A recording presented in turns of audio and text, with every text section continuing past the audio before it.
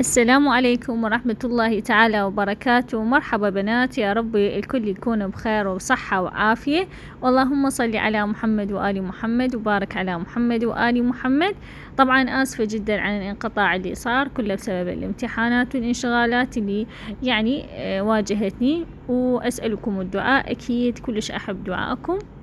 طبعا أبدي وياكم بتزيين كيك الطوابق. قبل كل شي شوفوا الطوابق وين موجودات بالفريز، خلت لهم أشعة وجامدات، درجة الانجماد الواصلات له بحيث انه هن صايرات مثل قالب الثلج. طبعا هنا انا عندي الكيك داخله مو كلش جامد، يعني هسه بالداخل يعني انا اذا اريد اخلي اعواد او شي ممكن انه انا اخلي عود، هي متماسكة لكن مو جامدة الى درجة انه هي تكون صخر، يعني مو صفر مئوية لا، وانما يعني بيها شوية خلينا نقول يعني ما بين الحرارة والبرودة، بحيث انه داخلها يكون مو كلش جامد. اعتقد انه المسألة بدت واضحة.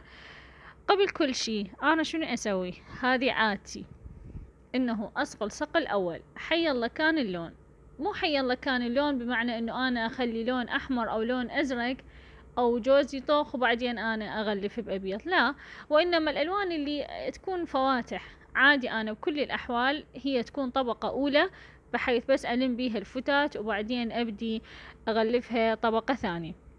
جاي تلاحظون هذه طبقة اولى. طبعا هذا كريم عندي زايد يعني من الحشوات، من اي شيء، من كيكة ربما سابقة هي كانت هذا اللون، فماكو اشكال، اي كريمة ابدي انا يعني فقط الم بيها الفتات. هسه نجي الى مسألة التثبيت. جاي تلاحظون انه القصبات شلون ممكن انه انا جاي ادخلهن بكل سهولة، مو بكل سهولة لا، خلي اكون دقيقة، وانما يعني اقدر ادخلهن بس بشكل انه يراد شوية ضغط. ليش انا هنا جاي اخلي اعواد؟ شنو الغاية؟ دائما ما هالشكل البنات يثيرون اسئلة. حبايب، الاعواد الغاية منها تكون سند للطابق اللي راح يكون فوق الكيكة. شي اكيد الطابق اللي راح يكون فوق الكيكة راح يكون محشى، راح يكون بطبقات، راح يكون عالي، فراح يصير بيه ثقل. تمام. فاذا كيكة على كيكة والكيكة الجوة هشة، راح شنو؟ راح تخسف عندي الكيكة، فلا بد انه انا احتاج اعمدة، فراح ابدي اخلي القصبات، داخل القصبات اخلي اعواد.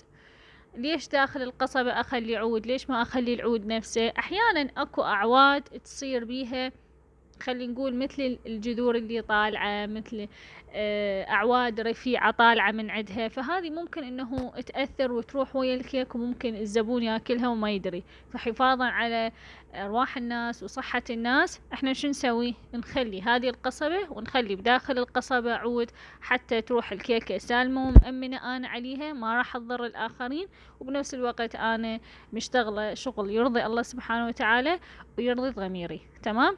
هذا القالب الثاني نفس الحالة، قياسات القوالب 30 و20، قياسات القوالب 30 و20. تمام. الارتفاع انتي براحتك، انا هسه عندي هذه الكيكة ارتفاعها 19 للفوق، والجو ارتفاع 16 الى 17، انتم براحتكم، الارتفاع يمكم، شوفوا الارتفاع اللي يناسبكم واشتغلوا. تمام. وكثروا، دائما كثروا من الاعواد. الأعواد اللي تخلونها خلوها على مساحة، يعني راح تكون يعني خلينا نقول انه بقياس قطر القالب. مثلا عندي انا القالب اللي راح اخليه الثاني راح يكون مثلا قطره 20، انا على قطر 20 من وسط القالب الاول اللي هو الكبير، من وسطه انا ابدي على هالاساس انا اوزع الاعواد.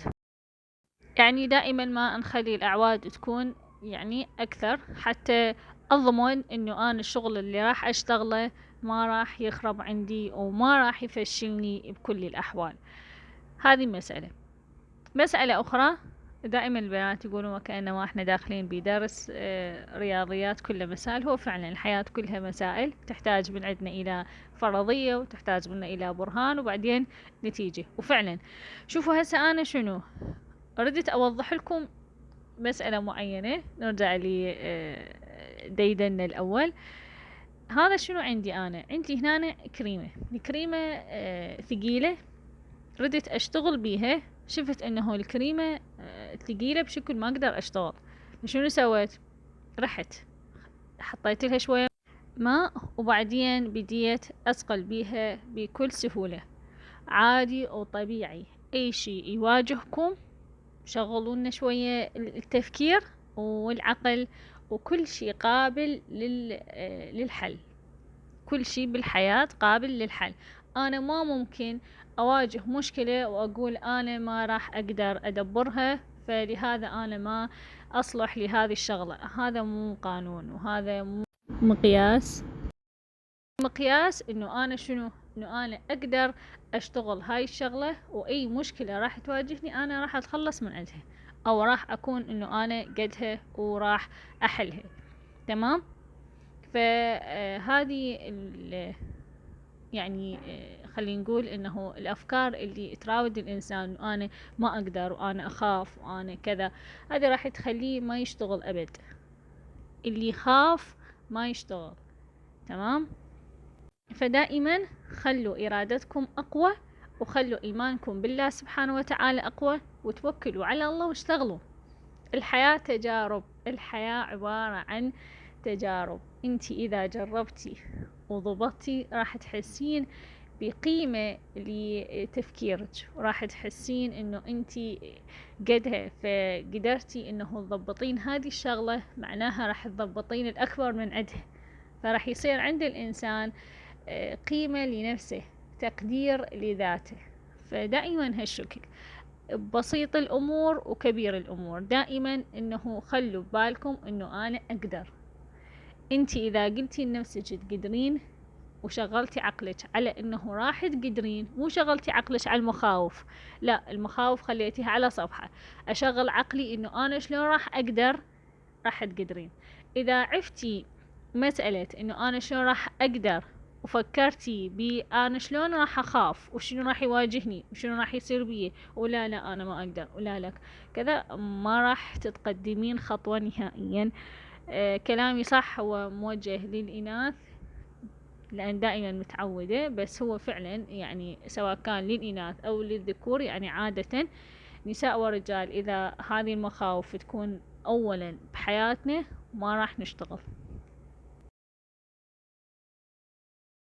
أنا الصقل متحدثة عنه كثير، موجودة بقناتي فيديوهات كثيرة للصقل. الكريمة اليوم اللي أنا مستخدمتها كريمة فود باك، حابتها، مغيرة الويبو، لأن الويبو سكرية يعني بيها مذاق حلو. فالصقل حبيته، أحس إنه كريمة الفود باك مرتبة وتشتغل زين. صح هي ما تتحمل الجو الحار، وكل الكريمات ما تتحمل الجو الحار، بس فيها فد ميزة حلوة إنه هي صقل مالتها بيرفكت. إذا تلاحظون وكأنما القالب صاير عجينة سكر، مو مثل الكريمات العادية. هذه الصورة لكم من قريب، شوفوا الصقل شلون يكون مرتب زين. خلي شوي نحكي عن كريمة فود باك، شو أنا يعني أتعامل وياها، شلون أقدر إنه أخليها هالشكل تكون متماسكة. يعني الأغلب يقولون عن كريمة فود باك إنه هي ما جاي نقدر نتعامل وياها. حبايب، الكيس مالت الكريمة أخليه بالفريز، أخليه أسبوع، أسبوعين، 3 أسابيع، أطلعه من الفريز، مو من البراد، من الفريز، أشتغل بيه وأرجعه للفريز. إذا ما خليتوه بالفريز، خليتوه بالكاونتر واشتغلتوا بيه، راح تحتاجون هواي كريمة يا دوب انه تتماسك وياكم، وبعدين راح يطلع الشغل مو مرتب. تمام؟ فيعني هذه مجرد انه فكرة حبيت انطيكم اياها حتى تستفيدون من يمها. طبعا هذا القالب ما راح اتعب نفسي بالصقل اكثر، فقط انه شوفتكم شلون يعني بدينا نغلفه، لان انا يعني مشتغلة سابقا قلت لكم هواي صقل، فضلا عن ذلك يعني أنا صقلت لكم القالب الأول وشوفتكم شلون انصقل. بالنسبة إلى سعر هذه الكيكة طبعا يعني هي تتراوح بين 60 إلى 50. أنا بالنسبة إلي هذه يعني أشوفها مناسبة، والبقية بعد بكيفكم أنتم، اللي السعر اللي يناسبكم سواء أكثر أو أقل اشتغلوا به. طبعا هنا شوية أرشها ماي، أخلي المرش أخلي بيه شوية نكهة برتقال، أو أبدي أرش حتى أقدر أصقل بكل سهولة.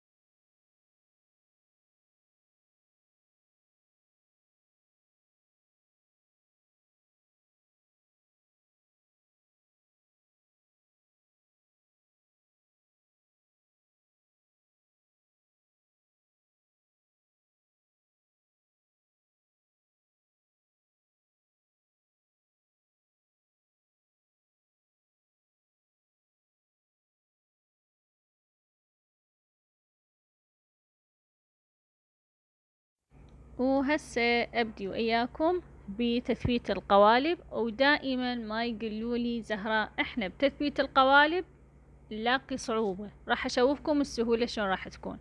أولا قلت لكم القالب عندي متماسك وجامد، إذا القالب ما متماسك وجامد ما أقدر أرفعه. من راح أرفعه راح يصير ضغط على القوالب، وراح تطلع من الجوانب الحشوة، وراح كيك يعني هش جدا راح ينضغط، وراح يصير يعني كوارث. تمام، فجمدوا القالب تكون متماسك حتى تقدرون ترفعونه بكل سهولة. تمام، عندي هسه هذه القاعدة قياس 20 بقد القياس اللي أنا أريد أخليه فوق. طبعا بالنسبة لنقل القالب كان كلش سهل، يعني ما يحتاج انه اصوره. وبنفس الوقت هي الكاميرا يعني ما اعرف ليش انه يعني ما اشتغلت بوقتها. على كل انه فقط انا ارفع القالب بايدي وبالاسبتولة، واخليه فوق القالب اللي هو الاول، وبكل سهولة ويسر. هذه الورقة يعني انا طابعتها، وانا دائما متحدثة عن مسألة انه انا شلون اطبع الورق واخلي تحته لاصق. الوردة معلوم انه المسكة نشتريها ب5، وطبعا هسه صايرة ب6. وهذا ورق الذهب، ورق الذهب هالشكل اخذ من عنده باصبعي، يعني ابدي اضغط بيه وهو يلصق بكل سهولة ويسر. على كل هذه الكيكة. وبالنسبة للإطارات فهي يعني كريمة عادية وبكيس مثقوب قليل، حبيت أسوي هالشكل حركة بسيطة. إذن هذا الشغل أتمنى أنه تفعلون جرس الإشعارات حتى توصل لكم كل جديد، وأريد لايكات، يعني كثروا باللايكات حتى يرفع الفيديو إلى أكبر عدد من المشاهدات. وبس أسألكم الدعاء، وفي أمان الله تعالى وحفظه.